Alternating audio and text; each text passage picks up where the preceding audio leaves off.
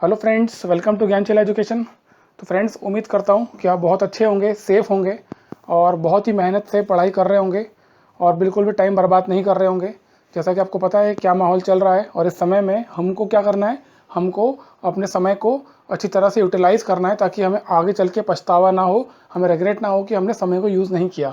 ठीक है, तो ये वीडियो मैं बना रहा हूँ यार। एक्चुअली मेरे पास में कई सारे कमेंट्स आते हैं, मैं आपसे बहुत सारी बातें करता हूँ आजकल, लेकिन कुछ कमेंट ऐसे आते हैं मेरे पास में, मुझे देख कर पढ़ कर ऐसा लगता है कि आपको एग्ज़ाम तो आप दे रहे हो, एग्ज़ाम की तैयारी तो आप कर रहे हो, लेकिन एग्ज़ाम के बारे में आपको बहुत कम पता है।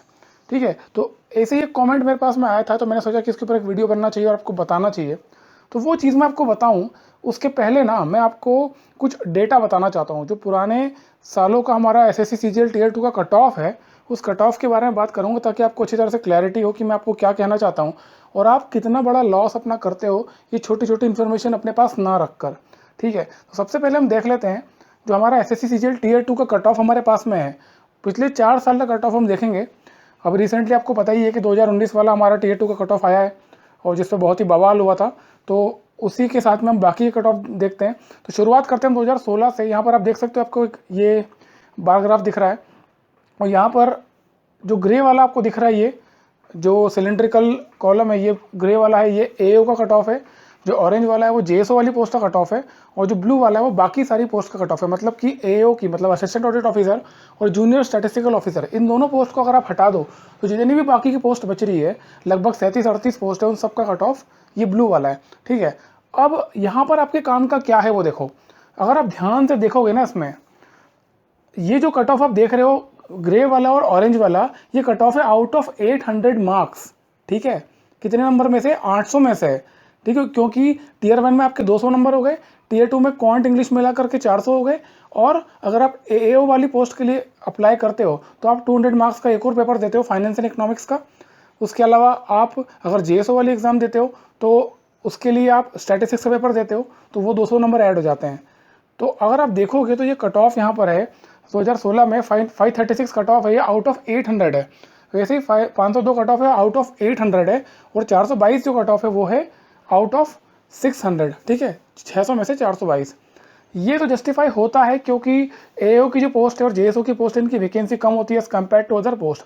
लेकिन फ्रेंड, जैसे ही आप जाते हो 2017 वाले टियर 2 का रिजल्ट, तो आप देखोगे यहाँ पर एओ का जो कट ऑफ है वो तो बहुत ही ऊपर है 573, लेकिन जेएसओ वाली का जो पोस्ट का कट ऑफ है वो है 280 आउट ऑफ 800, जबकि बाकी इधर पोस्ट का जो कट ऑफ है वो 415 नंबर है आउट ऑफ 600। तो आप अंदाज़ा लगा सकते हो कि वो एग्ज़ाम, वो पोस्ट जिसके लिए टोटल मार्क्स 800 हैं, उसके लिए 280 कट ऑफ है, और वो पोस्ट जिनके लिए टोटल मार्क्स 600 उनके लिए 415 कट ऑफ है। यहाँ पर उल्टा हो गया। इसका मतलब समझ रहे हो क्या है? इसका मतलब ये है कि जो बच्चे यहाँ पर केवल अपीयर भी हुए होंगे ना, मतलब जेएसओ वाली पोस्ट के लिए स्टैटिस्टिक्स पेपर के लिए अपीयर भी हुए होंगे, उनका अपीयर होने तक से भी शायद सिलेक्शन हो गया होगा। मतलब कि बहुत ही कम नंबर पर सिलेक्शन हो गया होगा, और जिसने थोड़ी बहुत अच्छी पढ़ाई कर ली होगी स्टैटिस्टिक्स की, उसको होम पोस्टिंग मिली होगी। ये पक्की बात है। ठीक है, वैसे अब आगे चलते हैं, 2018 वाला देखते हैं। 2018 में आप देखोगे तो 572 एओ का कट ऑफ गया, 535 गया जेएसओ का, और 433 गया आपका बाकी अदर पोस्ट का। तो यहाँ पर आप देख सकते हो कि लगभग 100 नंबर का डिफरेंस आपको दिखेगा जेएसओ में और बाकी अदर पोस्ट में। लेकिन इस बार जो हुआ रिजल्ट आया 2019 का, जो सीजीएल का टियर 2 का रिजल्ट आया है, उसमें आप देखोगे तो यहाँ पर आपको जेएसओ वाला जो कट ऑफ दिख रहा है वो 488 है आउट ऑफ 800, और जो बाकी अदर पोस्ट का कट ऑफ है वो 528 मार्क्स है आउट ऑफ 800।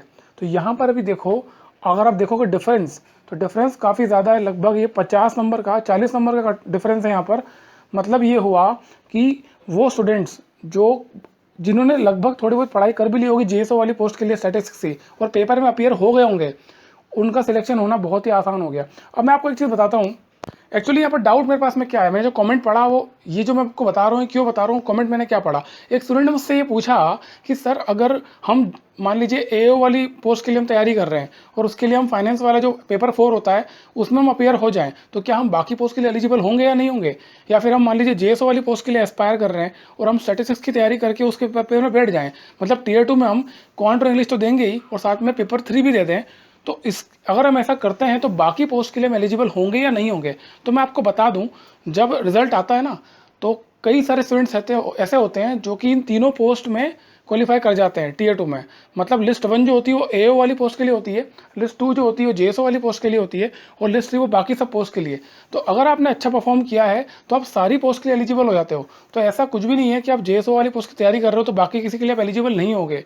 उल्टा आपको एक बेनिफिट होता है अगर आप इसके लिए तैयारी करोगे। जैसा कि मैं आपको कट ऑफ बता चुका हूँ, अगर आप जेएसओ वाली पोस्ट के लिए तैयारी करते हो, अगर आप इसके लिए एलिजिबल हो और तैयारी करोगे ना, तो एक एडवांटेज है आपके पास में कि आप इसमें अच्छी रैंक लगा करके अपनी होम पोस्टिंग ले सकते हो। देखो होता क्या है ना फ्रेंड्स, अगर आप इसके लिए एलिजिबल हो और आपने जो आपने फॉर्म भरा होगा, जब आप स्टार्टिंग में जो फॉर्म आया होगा सीजीएल का 2020 का, उसमें पॉइंट नंबर 18 और पॉइंट नंबर 19 है, उसमें वो पूछता है कि क्या आप इस पोस्ट के लिए एलिजिबल हो और क्या पेपर देना चाहते हो। तो कई स्टूडेंट्स इसमें यस करते ही नहीं है, और कई स्टूडेंट्स ऐसे होते हैं जो यस तो करते हैं लेकिन इस पेपर की तैयारी नहीं करते हैं। और ऐसा नहीं करके आप एक बहुत बड़ा लॉस अपना करते हो, क्योंकि ये बाकी अदर पोस्ट जो है, जो लगभग 36 या 37 पोस्ट है, वहाँ पर बहुत ही ज़्यादा कंपटीशन होता है, वहाँ पर कट थ्रोट कंपटीशन होता है, और पॉसिबिलिटी बहुत कम होती है कि आपको टैक्स असिस्टेंट की पोस्ट या फिर ऑडिटर की पोस्ट ही मिल जाए। मैंने 2800 ग्रेड पे की पोस्ट लेना है बहुत मुश्किल होता है। वहीं अगर आप इस एक पेपर की थोड़ी सी भी तैयारी कर लेते हो तो आपके पास एक अपॉर्चुनिटी है 50,000 की जॉब लेने की, जो कि परमानेंट जॉब होती है। और यहाँ पर आप समझ चुके हो आज के समय में ऐसा है कि कोविड-19 ने बता दिया है कि गवर्नमेंट जॉब कितनी सेफ और सिक्योर होती है। जहाँ पर पूरी दुनिया में रिसेशन है, पूरी दुनिया में करोड़ों की संख्या में जॉब्स गई है, केवल गवर्नमेंट जॉब ही इंडिया में एक ऐसी है जो सिक्योर है। तो ये चार्ट मैं आपको बता रहा हूँ ना, ये कंपैरिजन जो मैंने आपको बताया, ये इसलिए बता रहा हूँ आपको अवेयर करने के लिए कि ऐसा कुछ नहीं है कि आप किसी पर्टिकुलर पोस्ट के लिए अगर पढ़ रहे हो, मान लो एओ की जो पोस्ट है, असिस्टेंट ऑडिट ऑफिसर की पोस्ट है, अगर उसके लिए आप एलिजिबल हो और आप तैयारी कर रहे हो तो बाकी पोस्ट के लिए आप एलिजिबल नहीं होगे, ऐसा कुछ नहीं है। आप सारी पोस्ट के लिए एलिजिबल हो, और आप एक एक्स्ट्रा पेपर देते हो तो आपके पास में एक एक्स्ट्रा अपॉर्चुनिटी है, इसका मतलब ये है, ठीक है। एक एक्स्ट्रा पेपर देना मतलब एक्स्ट्रा चांस है जॉब लेने का। अब कई सारे स्टूडेंट्स के मन में ये डाउट भी हो सकता है कि जो कट ऑफ ऊपर नीचे हो रहा है, हो सकता है वैकेंसी की वजह से हो रहा है, तो वो भी मैं आपको बता देता हूँ। 2016 में आप देख रहे हो जो वैकेंसी टोटल जेएसओ वाली पोस्ट की वो 666 वैकेंसी थी, ठीक है। वहीं आप 2017 में अगर देखोगे तो वैकेंसी बहुत कम हो गई, यानी कि 124 वैकेंसी थी केवल। कम वैकेंसी होने के बाद भी कट ऑफ कितना कम जा रहा है। अगर 2018 वाली बात करेंगे तो वैकेंसी 274 थी और कट ऑफ गया 535। और अगर 2018-19 की अब बात करो टीयर 2 की, तो यहाँ पर 265 वैकेंसी जेएसओ की पोस्ट की थी और 840 थी स्टैटिस्टिकल इन्वेस्टिगेटर वाली पोस्ट, जो कि रजिस्ट्रार जनरल में होती है, जो कि सेंसस का काम करता है। तो टोटल 1105 वैकेंसी थी, ठीक है। तो आप ये देख सकते हो कि आप ये नहीं कह सकते कि वैकेंसी बहुत ज़्यादा होगी तो कट ऑफ कम चला जाएगा, या वैकेंसी कम होगी तो कट ऑफ ज़्यादा जाएगा। जेएसओ की पोस्ट में ना ये चीज़ अप्लाई नहीं होती है। यहाँ पर क्या अप्लाई हो रहा है, आपकी अवेयरनेस और आपके पास में इन्फॉर्मेशन होना, और आप थोड़ी सी एक्स्ट्रा मेहनत अगर कर लेते हो, एक पेपर जो स्टैटिस्टिक्स है उसको आप थोड़ा सा एक्स्ट्रा पढ़ लेते हो apart from English and quant, तो एक अपॉर्चुनिटी आपके पास में, एक चांस है परमानेंट जॉब लेने की, जो कि 50,000 पर मंथ की है। और सबसे बड़ी बात है कि इसमें अच्छा परफॉर्म अगर आप कर लो तो आपको आपकी होम पोस्टिंग मिल सकती है। फ्रेंड्स मैं आपको बताऊं, कई सारे लोग मेरे साथ के, मेरे बैच के हैं जो सिलेक्ट हुए थे, कई मेरे स्टूडेंट्स हैं, मैं जानता हूं, पर्सनली जानता हूं, जिनको उनकी पसंद की पोस्ट मिली, जिनको जीएसटी इंस्पेक्टर मिला, जिनको इनकम टैक्स इंस्पेक्टर मिला, लेकिन उनके साथ प्रॉब्लम ये हुई है कि उनको जो पोस्टिंग मिली है वो साउथ में कहीं मिल गई है, ऐसे स्टेट में जहाँ लैंग्वेज प्रॉब्लम है, ऐसी जगह है जो उनको सूटेबल नहीं है। तो ऐसी जगह पोस्टिंग लेना जहाँ पर आप काम ही नहीं कर पा रहे हो, भले ही आपके डिपार्टमेंट आपके पसंद का हो, तो क्या मतलब का है। अगर आपको होम पोस्टिंग मिल रही है वो सबसे बड़ा बेनिफिट आज के समय में। और जैसा कि आप देख पा रहे हो फ्रेंड्स, अभी कोविड के टाइम पे, पेंडेमिक टाइम में बहुत सारे डिपार्टमेंट सेंट्रल गवर्नमेंट के वो लगभग छुट्टी चल रही है, छुट्टी एक्सटेंड हो जा रही है। वो सभी लोग जिन्होंने अपनी होम पोस्टिंग ली थी या अपने घर के आसपास ही उन्होंने पोस्टिंग ले रखी है, वो सबसे ज़्यादा फायदे में है इस समय।